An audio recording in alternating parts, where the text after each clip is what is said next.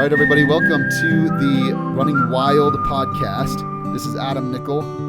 I am one of the three people here. My brother David is here as well, and we've also got my dad, Ross Nickel. My dad has been involved with outlaw history research for a very long time, and I'm kind of here for the fun of it. But in any case, in this podcast, we're going to be talking a lot about outlaw history, right?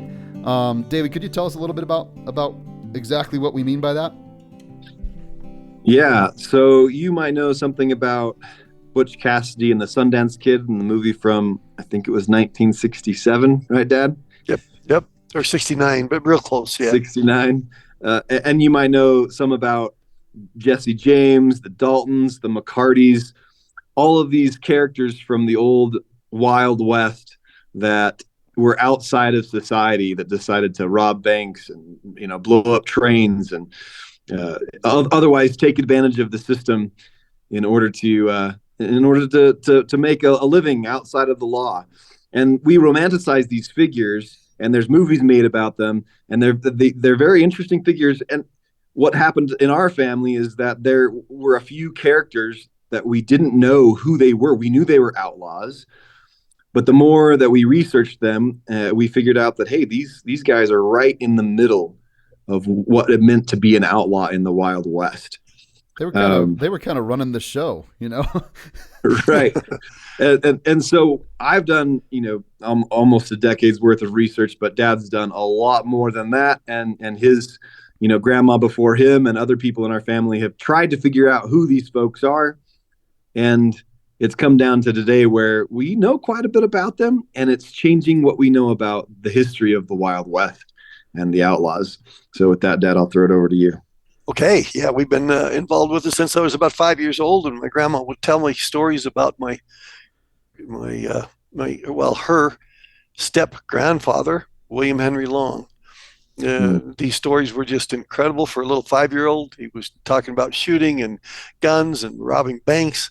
And so who was this guy that I kept hearing about over and over? William Henry Long. So why do we have a particular advantage to be able to tell this story is because my grandma was raised with Bill Long's daughters. So real quickly, my great grandmother, she was living here in Wayne County in Fremont, and her husband in the short run, he died. And so she remarried this guy that came into town, a drifter by the name of William Henry Long, and they had 2 more daughters. And my grandmother was raised as a sister, not in the same generation, but as a sister the same age, 1901, 1900 birth dates. And so they were raised at the same time.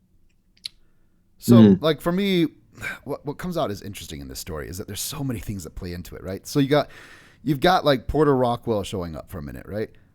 He's famous from, history of the Church of Jesus Christ of Latter-day Saints. Yep. The McCartys show up. There's Butch Cassidy, the Sundance Kid, the whole Wild Bunch, the Robbers Roost, Hole in the Wall. I mean, this story covers everything. It includes things like polygamy. It includes things like the statehood of Utah, the Pinkertons. It just keeps going on and on and on. There are so many elements that play into this. And South America, exhumations. Yeah, and it's just Shootouts. One guy.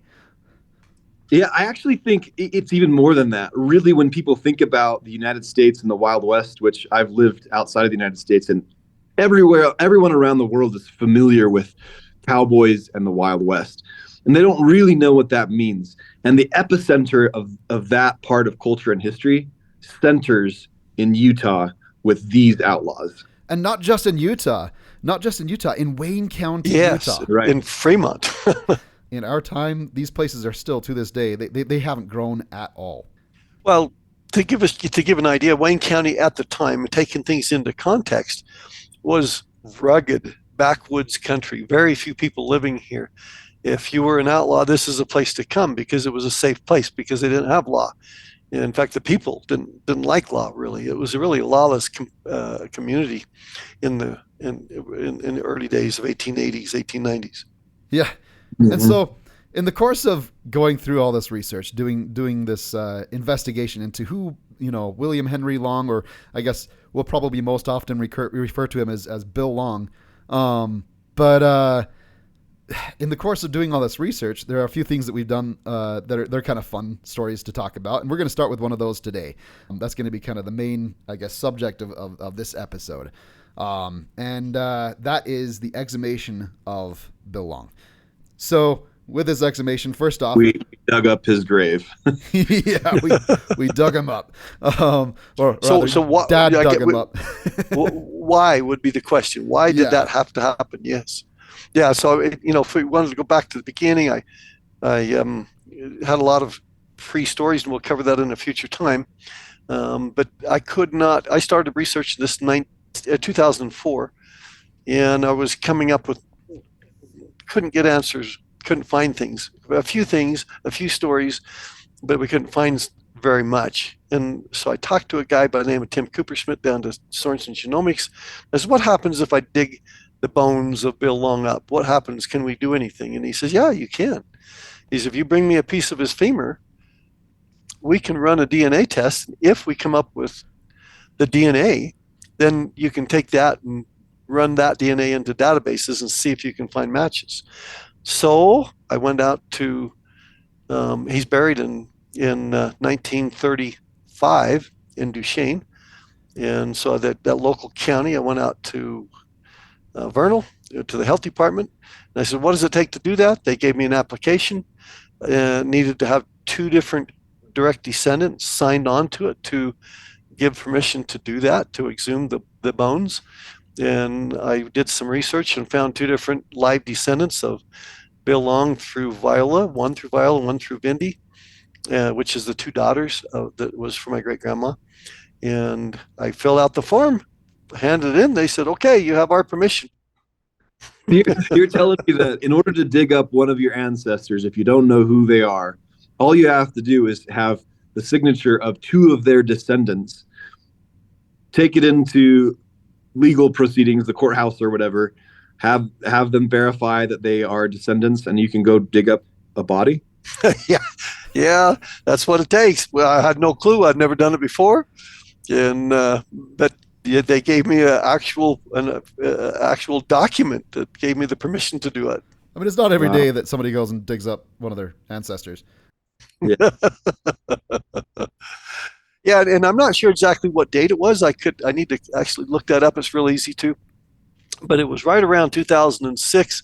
Since then, I dug him up the first time, and then it created a lot of interest by my uncle and other people.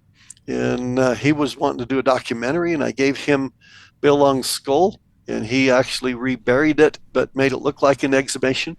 And so he could put it into his documentary, and he did that in 2008 or 9.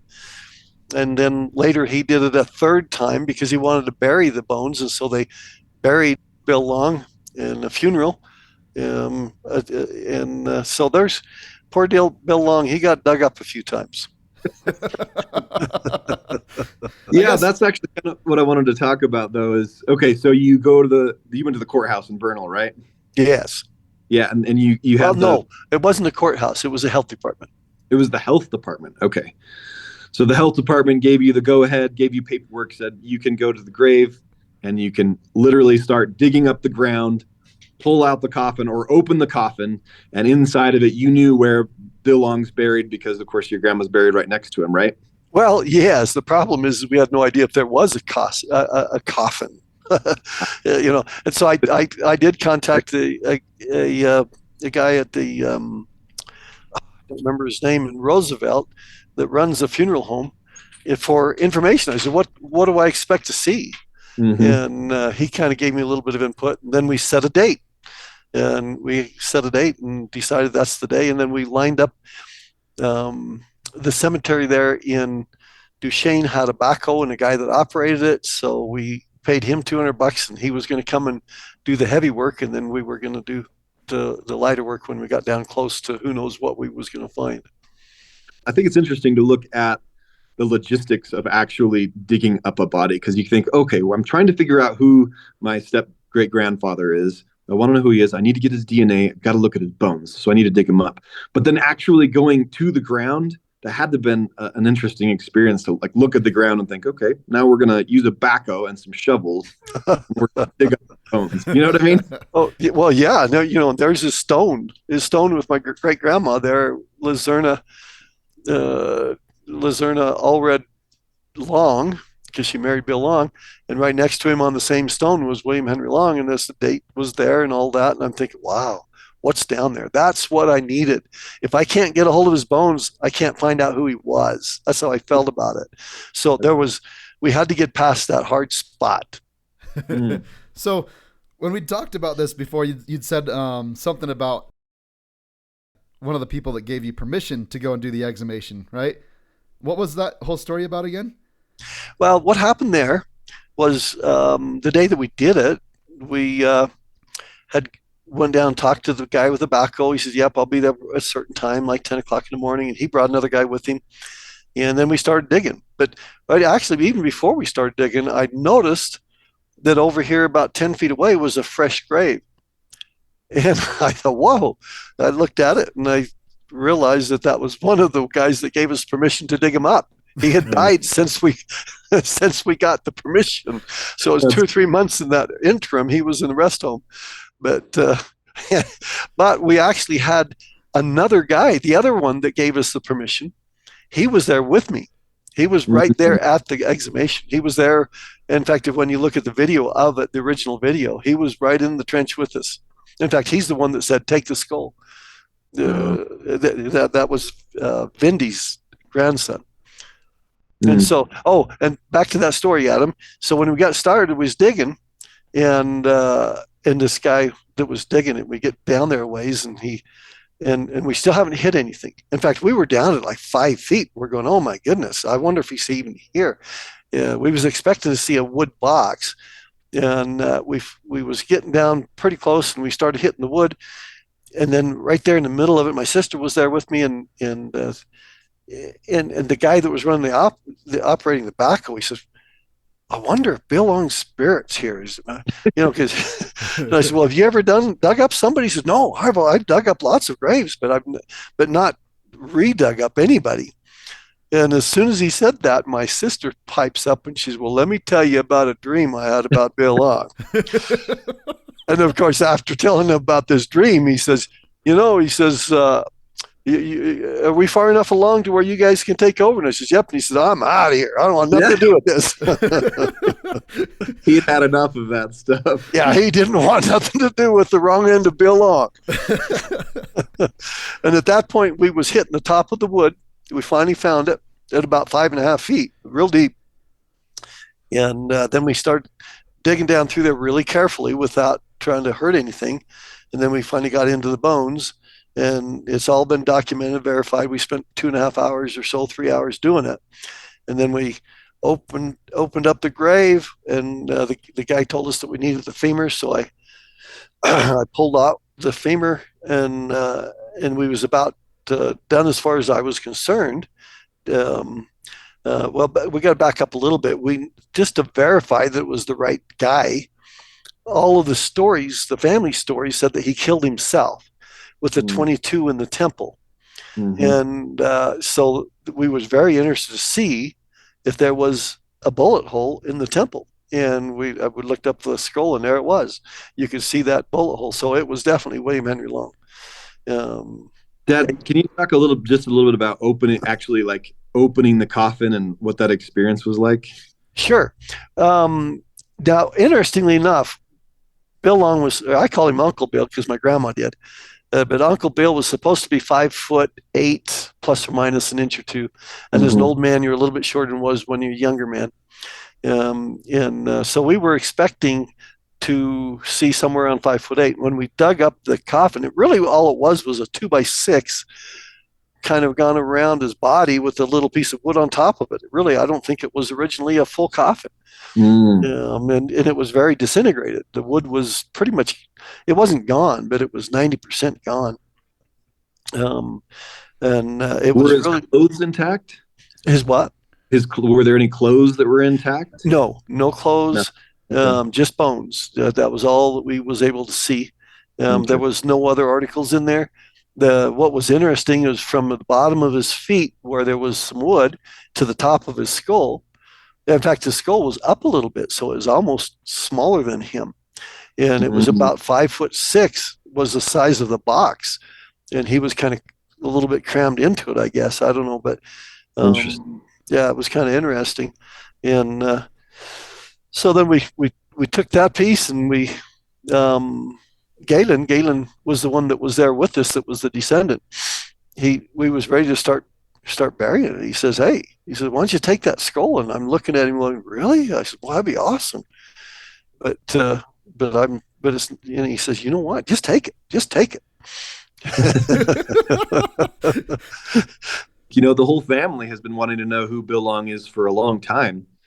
That is absolutely correct. But the problem we had was some of the family members, a few of them, the vast majority of them wanted to know who Bill Long was. There was two or three of them that was kind of against it, and so there was some conflict a little bit. In Yeah. fact, back in the middle of the exhumation, we're about halfway dug up, and this lady stump comes over, and she's not too happy with what we're doing. And I had no idea who she was. And she came up and introduced herself, and she was the mayor of the local town there. And she Oh, had wow. heard that we were exhuming him. And so she started saying, "Well, you just can't be doing this." And I said, "Well, yeah, we can. Here's the permit." And right about that time, the guy from the mortuary, he happened to show up, real nice guy. And, and so he knew her. And so I handed him the permit, and he proceeded to tell her that, yeah, we were legal and there was nothing wrong with this exhumation. And this is a regular proceeding. And so she wasn't too happy, but she walked away. And what's interesting is years later now, the town of Duchesne has a celebration of William Henry Long every year. I'm not sure exactly what they do there, but they now use it for their history there. But honestly, I've never walked around town with a skull in a box before. I don't know about you, David, but that's got to be a unique experience, eh?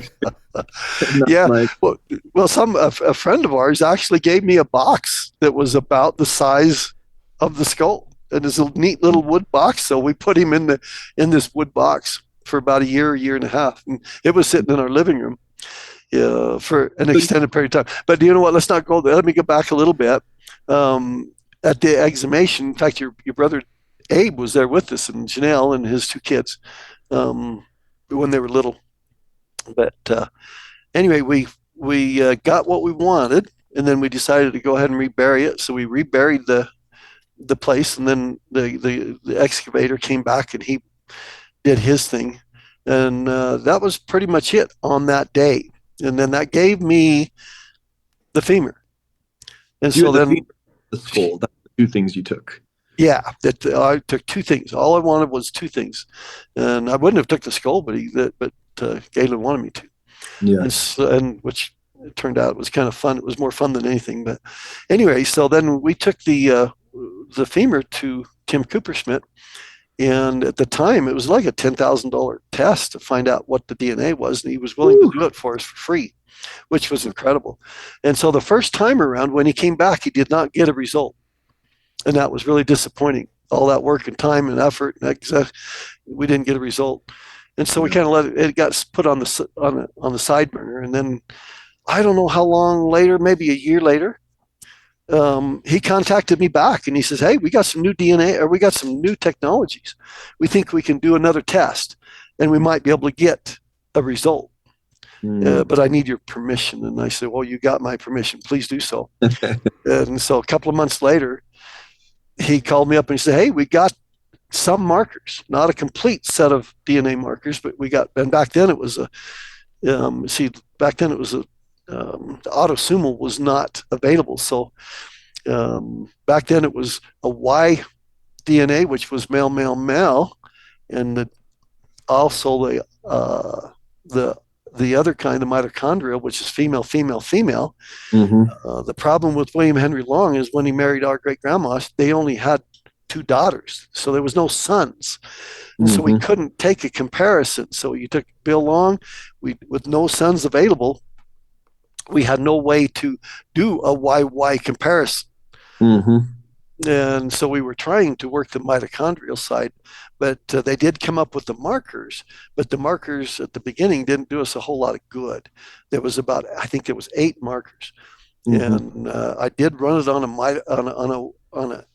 a database that Sorensen Genetics had, which was a fairly small database, and I found a match by the name of Oscar Long.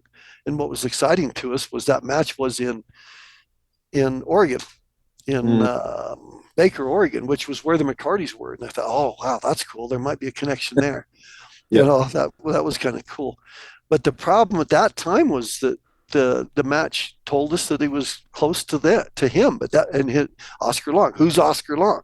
Yeah. And so we kind of left that on the wall. In the meantime, I was called as a bishop to the church, and so my interest had to change for 5.5 years. And during that, maybe 2 years later, my uncle he uh, he got involved, and he said, in fact, when he exhumed him the third time, I mean, because I didn't give him permission, so I got to go back a little bit. So when I got done with that, my uncle became more interested in it, and so he says, "Well, I want to dig him up." So he, I says, "You can do it, but not. It's my DNA." And so I'll give the skull back to Tim Coopersmith because he'll be at your exhumation, but I won't let you use the DNA. I want to retain that. And he said, Mm-hmm. okay. And so they dug him up the second time, and they had a uh, they had a forensic scientist there from the University of Utah, and he did a test to it. He did a compaction test on the bones, Mm-hmm. and that can tell you how strong he was. And he said that this guy's been he had done like 200 sets of bones. He said this is the strongest man that I've ever seen doing the compaction test. And something. Yeah, now tell you think about that. He spent his life on horseback. He spent his life running from the law. He spent his life, outdoors, and he's a tough old bugger. So that was kind of an interesting point. But So like you were talking about at one point about that whole situation with the like when you had the skull in the box, right? And you're like, I guess handing it over to what was it? You were handing it over to your uncle, or yes, was it? yeah. No, what happened there is that my uncle wanted to dig him up, but he wanted to make it look like original exhumation, so he could do that for his documentary. I said, "Oh, it's no problem." And he had a producer and some other people, and so we had agreed. I wasn't willing to give him the skull, but I was willing to give Tim Coopersmith with the understanding that I was going to that they would not get a DNA. And so we had an agreed place. We was going to meet at Carl's Jr. in downtown Salt Lake, and it was an interesting meeting. And at that meeting, there was probably 7 or 8 of us. We put 2 or 3 tables together in the middle of Carl's Jr. And of course, I brought that box with his skull, sat it on the table, and everybody's looking at this going, wow, that's crazy. And people, even the waitresses were like, what's going on here? It was really interesting. And so we got to the point where, and as he said, the movie producer was there, people that was working for him was there, and everybody wanted to see the bones, of course. And so I opened up the box, and we was able to pass the box around, and everybody could take a good close look at William Henry Long and his little 22 where he had a hole in his temple. But that was quite an interesting experience. And then they, of course, a couple months after that, took the skull and went back up there and dug him up again and made it look like an original exhumation. And they videoed everything. But then Mm. a little bit later than that, maybe a year later, my uncle decided he wanted the DNA, and I hadn't given it to him. And so he went to a judge in Provo and said, "Hey, I want to do Bill Long's temple work." And the judge says, "Okay." And he signed a paper. Oh my gosh. And so then they dug him up the third time so that he could actually get the DNA. And when he took him back to the same person, Tim Coopersmith, and he came up with the same results, except he was able to add a marker or two. And then I got to say, during the time I was out of service in the research and the things, he hired a genealogist, and she took that match of Oscar Long in Oregon, and she went up 3 generations and then came back down 2 generations on a different direction and was able to line up the original letter that I found from another descendant of Bill Long's sisters, and there was a letter that Viola wrote when Bill Long was on his deathbed. So when he was dying, I got to back up a little. He had spent his whole life covering up who he was. He didn't want nobody to know. He didn't want his own daughters to know who Bill Long's mom and dad was because he was an outlaw. And he'd spent everything covering it up. And he says, you know what? He's on his deathbed. He finally said, he says, my mom's name is Ann. My dad's name is James. And then he listed 6 or 7 brothers and sisters. One of them came home, his body came home dead on a horse when he was young, and had several different little parts of the story. And it was 2 pages long. It was awesome. And so but we still couldn't connect that. But when we did take the match and went up, the 3 generations came back too, and that family had the right names, had the right brothers and sisters and the siblings. So we was able to triangulate. We then, through Jerry's efforts, and was able to positively identify the actual identification of William Henry Long and who his birth family was. And since then, I guess you and David have been tracking down that story a bit, like the details of that. And we'll cover that in future episodes of this podcast. But there's much more to that story. There's a lot more. There is so much more to this story. And we're coming close to time on this episode. But I guess really the point that we're trying to make here is that Bill Long, he was definitely an outlaw. I mean, he had a really rough life. He was a really rough character. And really fascinating time period, right? I don't know of any other story here. I don't know of any other story from outlaw history or anything that would combine all of these elements. I mean, it's a very interesting time period, and it all centers on this one little tiny place down in Fremont, down in Wayne County, Utah. You've also got to add to that list, you've got probably one of the biggest cover-ups of identity. This was back in the 1890s. Incredible cover-ups for their whole life. Their cover-ups, when they changed their names and identities, not only kept the law away from them, but it kept us away from knowing who they are without going through much more efforts. And that's all going to be part of the story. They were so good at covering up their identities that their own children didn't even know. Let alone the law guy down the street that's trying to figure out which outlaw is which outlaw and how he's going to get him in jail, which he never did, by the way. And we'll talk about that later in other episodes. But they avoided the law for the rest of their lives, and down until 2023, we're still trying to figure out what's their real name and who's their mom and dad. Which outlaw are they? Which bank robbers were they part of? Bill Long is the center of that research. So. Yeah, and it figures into Butch Cassidy and the Sundance Kid. Those 2 names, by the way, are like almost like titles, aliases or something, I guess. The impression I'm getting from what you guys have told me so far, and I'm pretty sure I'm going to learn a lot more from this podcast as we go along, is that those 2 names were kind of almost like passed along between members of the group, right? Yeah. Different people used it at different times. And we'll get into them. Sorry, just real quickly, there was a story when Grandma and Viola was 4 years old.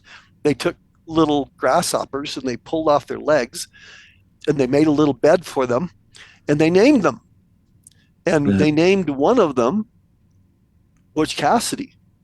And when Bill came home and found out that they had named that grasshopper Butch Cassidy, he got very angry and said, that name is not to be brought up in this household ever again.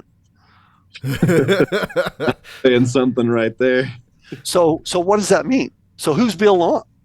So what we really didn't think he was Butch Cassidy. We really didn't know how his relationship was. We didn't know nothing about him. We was kind of hoping he was part of the Wild Bunch, but we didn't know that. We thought he was kind of a secondary member, but David can fill out us in a lot better what's happened since. We're going to explore this in this podcast. We're going to explore into who Bill Long actually was, what his connection to the Wild Bunch was, and to the McCarty brothers. We're going to fill out his childhood a little bit and a bit of his character in the coming episodes. And I'll tell you what, this whole thing is just like, it reads like a Wild West fairy tale. It really does. Yeah, but it's real. It's very real. All right. I think that pretty much wraps it up for this episode. Again, stay tuned for future episodes. We're going to try to release about once a week, sometimes maybe once every other week, depending on our scheduling. Welcome to the podcast. And this is us signing out. Thanks a lot.